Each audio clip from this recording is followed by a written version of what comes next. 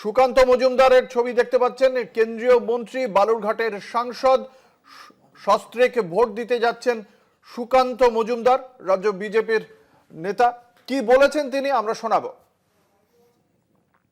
জায়গায় ইভিএম খারাপ হওয়ার খবর এসেছে, মালদা জেলা থেকে এসেছে। মালদা জেলার মোথাবাড়ি কনস্টিটিউয়েন্সি থেকে পেয়েছি।